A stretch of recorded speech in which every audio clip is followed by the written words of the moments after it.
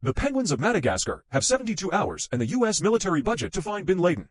Given the fact that we can have Kowalski on analysis and Private on recon, this is a piece of cake. With billions of dollars to grease the wheels of bureaucracy, foreign or otherwise, they should have no problem extracting whatever information they need from the required sources. Adding an imperial fuck-ton of drones to the mix should speed things along a bit, so should be found within 48 hours.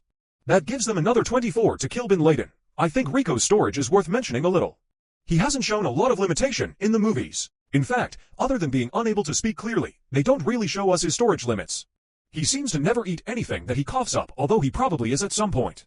And yet can produce a lit explosive upon command, so this guy is no joke. He doesn't seem to choke on much either, even on bombs that are larger than both his beak and his head. So we'll forget physics or any sense of reality. Was there one here to begin with?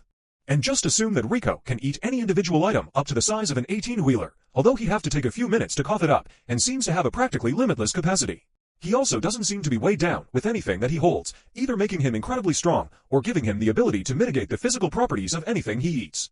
This is weird and not meant to be read into this far, so I won't go much further. Suffice it to say, he routinely coughs up things far larger than himself without batting an eye, and I'll just give Rico the limitations described above, with no adverse side effects to himself. In the movies we're seeing plenty of stealthy infiltration, and given the penguin's small size, it shouldn't be a huge problem to get into the compound quickly and silently. Additionally, Rico could basically store an armored division inside his stomach given what we see in the show, so equipment is not a problem here. We can probably be able to get an enormous amount of grenades of multiple types, at least 2 long guns and a sidearm, and plenty of ammunition to the penguins. 2 days of prep should also be plenty of time to jerry-rig some sort of body armor for the penguins in case they do get in a firefight inside bin Laden's compound, meaning their survivability drastically goes up. If everything goes even moderately to plan, they should get into close contact with bin Laden without being noticed. Even if the plan is discovered, we're forgetting King Julian and Mort.